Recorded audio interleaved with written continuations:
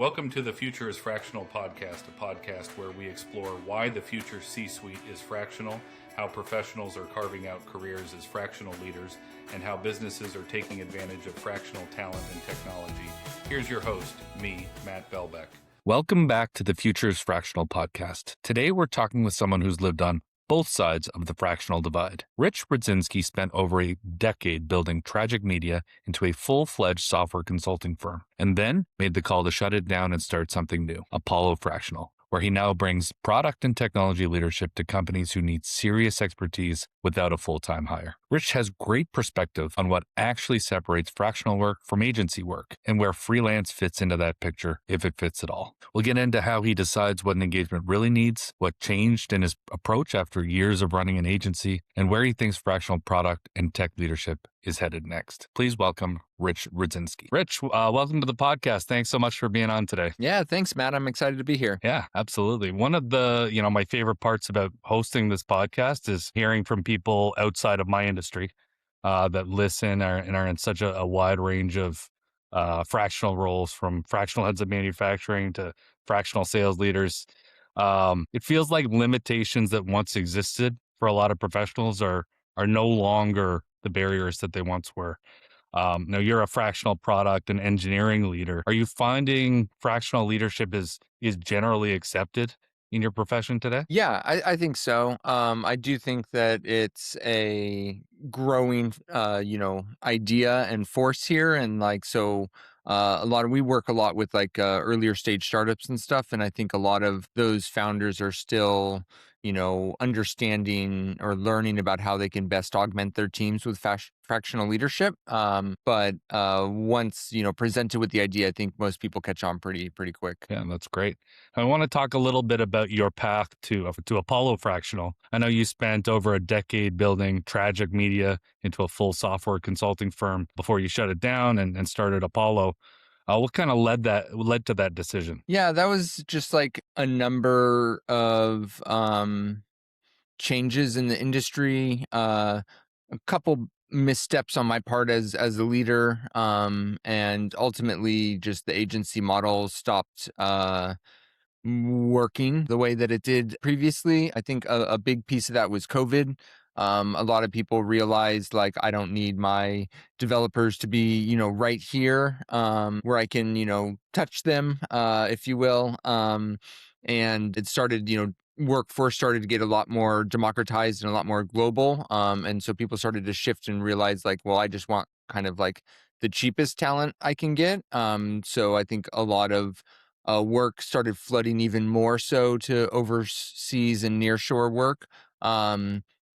And so, we survived the pandemic ups and downs and everything. And I was really trying to push us into the product world, into building our own products, getting some of that out to help offset the roller coaster that is technology consulting services. And I made a couple classic founder mistakes with that. And so that didn't go well. Things, continued to accelerate, and then, AI started picking up in the background, and it just felt like the right time just to let one chapter close and move on to the next. Makes sense. And how did the agency experience kind of shape your approach in the fractional world today? Yeah, I think as an agency, we were already kind of geared towards this because a lot of our contracts were kind of helping to fill in-house roles and being long-term partners for our clients rather than just fully project-based, build this app, help us with this migration. It was more of a, leadership consulting in a lot of ways for many of our clients. So the transition over to fractional was really seamless. It was kind of more of a shift in perspective, a shift in offerings, and a shift in how we resource our teams. And what does Apollo Fractional actually do? How would you describe the range of services that you guys offer? Yeah, so it's me and my partner Todd, and combined we have a really wide breadth of experience in the technology and product world.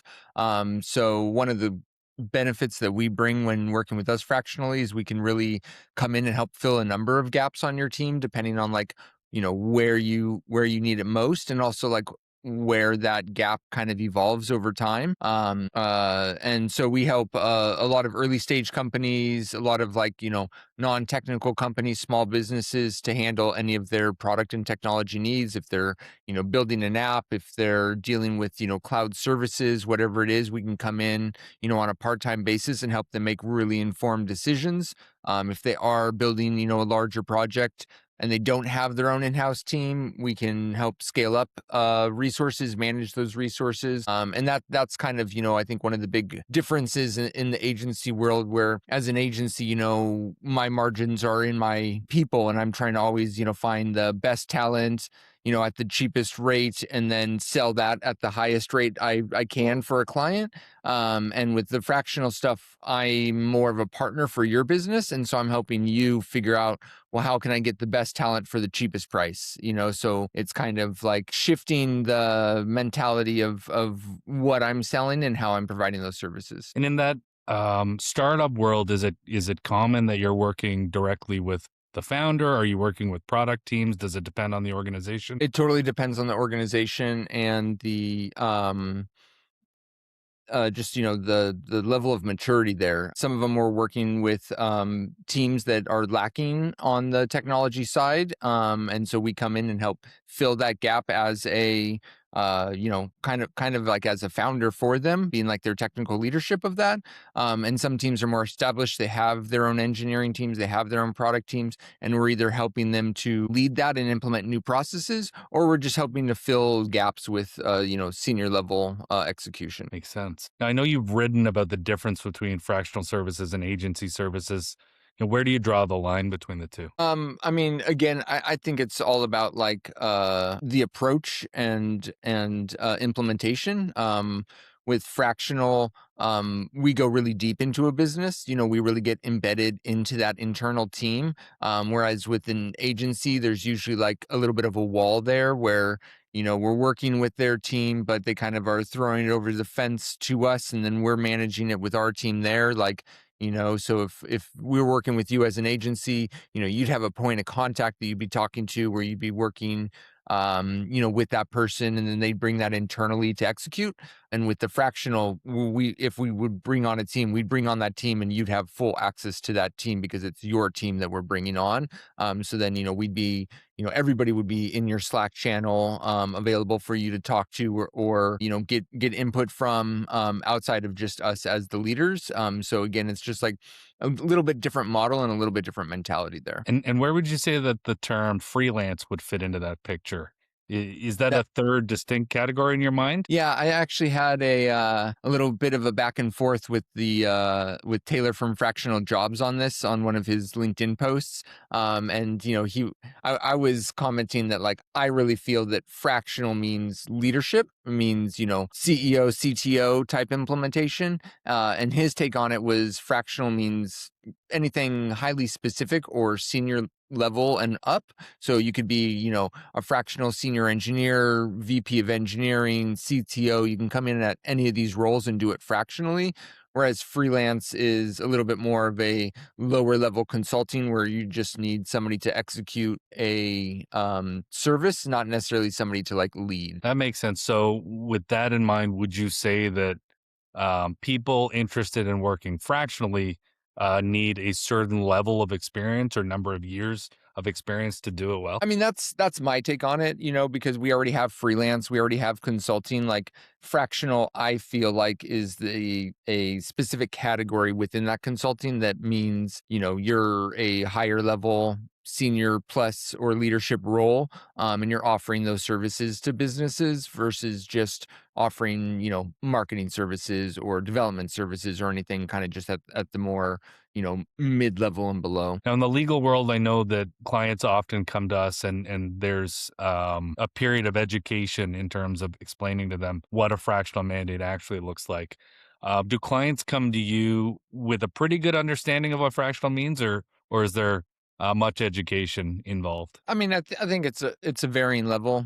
Some of them either I've heard of it or get it, or have already been kind of introduced to that through somebody that's referring them to us. And some of them are just looking for development help, and they're not sure what that looks like. I mean, a lot of times, I've been doing tech consulting for a long time, and we specifically over the years have worked with a lot of non-technical founders because they so often get burnt by technology. They just don't get it. And they are looking for somebody that they can trust to help them manage that and take lead on that because they don't, it's just, what I tell them, you could tell them something totally different as a, technology leader if you were, and they wouldn't know heads to tails of that, So, I think it's less, the fractional thing is easy of an explanation. The challenging thing all of the time with tech consulting is just like building that trust. Now, Apollo covers quite a bit of ground: product management, technology leadership, hands on engineering, and even a bit of business development, which I think is great. It sounds like a very adaptable business, and probably, great for the startups that you talked about servicing. How do you decide what a given engagement actually needs when you start one? I mean, it starts with the conversation, understanding what their needs are, what their goals are, and building a roadmap, a plan, based around that. But oftentimes, once we, get in the weeds of it, get under the hood, we realize, hey, you need, some additional resources, or, what you told me wasn't quite, the reality of what we're getting into here. So then we have to have those conversations. A lot of our engagements evolve over the time. We'll start with, one specific project or one implementation, and then that'll grow and scale. So, we might start with, a very specific, cloud implementation for them, and then that quickly rolls into the next project or the next need. And some of that, can hit more on the product side. Most of what we do is development and technology leadership. But I just have a lot of experience over a number of different roles after, running an agency for so long that like I can help, step in and fill gaps in a lot of different areas for businesses. Yeah, that's great. We often tell clients, break off a piece of work and try us, and it's common that people get comfortable and grow from there. And with the breadth of services you offer, it would make sense that you could do that as well.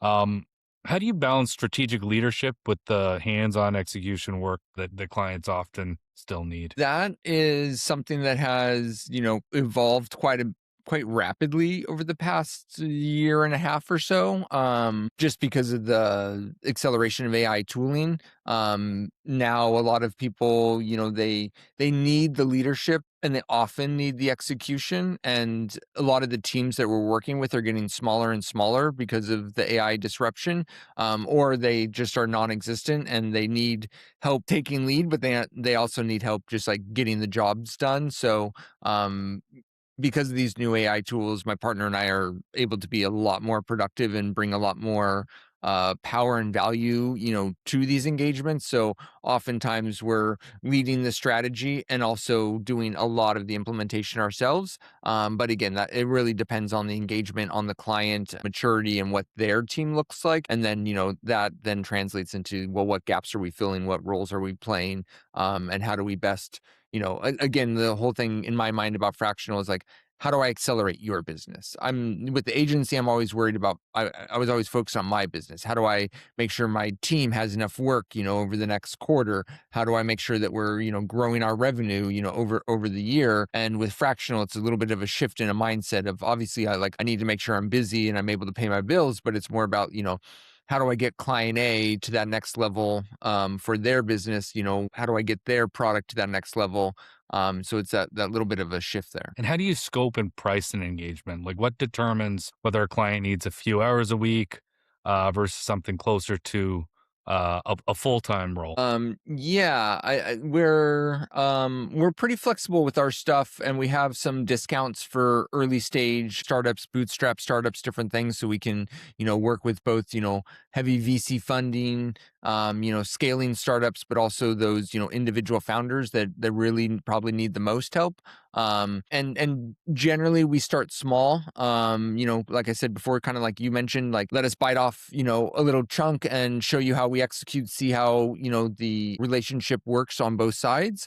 And then that will scale up or scale down, depending on what the client's needs and goals are. So oftentimes we get brought on for a project. They're trying to, build a product. They're trying to release a new set of features. They're trying to handle a migration. And so that might, start small, accelerate up. And then as, they get that out and released, we might pull back a little bit while we're kind of planning and figuring out what the next milestone is, building out that next roadmap. When we started our business, we were very much focused on the SME market, and delivering value to a lot of small businesses. And over time, as our businesses become more focused on fractional, we've got more what I'll describe as mid-market and enterprise clients, maybe than we initially intended. Has anything changed about the kinds of clients or requests that you've received since you started Apollo? Again, I think it goes back to that like AI disruption for, how that's shifting our job, how that's shifting the teams that we're building and working on. When we first started this, we had a number of large engagements where we were help building products for startups. We resourced some nearshore talent, scaled them up, managed them, handled the entire process from design through execution of a project. And in the years since then, the teams have shrunk smaller and smaller. Our hands-on execution has grown as more of the focus because people want the strategic leadership, but ultimately they need the work done. And we can do a lot of that now versus having to scale up a team for that. So I think that's been the bigger disruptor in it versus like evolving of the business. It's just like evolving of the landscape. And I would say that we're just working with a lot smaller teams than we ever did before, and executing, just as much. And you've talked publicly about fractional teams becoming more common in a tougher economy. Why do you think that shift is happening now? I mean, I just love this model. I mean, the fact that any business can bring on an expert across a wide variety of focuses and get that expert help without having to bring on a really expensive, C-level person or helping to fill a gap as they're bringing on new leadership, as they grow. I think it's just such a great opportunity for businesses to harness this power at such a reduced cost. I think can really, it really accelerates a lot of the startups, small businesses, even medium businesses and above. It just changes, how they think about strategically growing. It doesn't have to be, oh, I need to bring this higher. They can bring on a fractional person, to understand what that new hire really needs to look like, what skill sets, they really need to bring to the table. They can grow a little bit less haphazardly because they don't have to bring on that really expensive hire full time as they're growing, maybe, before they get the foothold that they need to like really, step up to that next level and everything. So I think it's just like really changing the game there in terms of how business owners think about sourcing talent. I know you already touched on AI a little bit, but is there anything you want to say, anything else you want to say about how AI is changing the kind of technical and product works that the clients need from a fractional leader? Yeah, I mean, I've been, out at a lot of events here in Seattle, listening to a lot of other engineering leaders talk about how their teams are evolving. A lot of enterprise teams talking about how they're implementing AI into their workforce.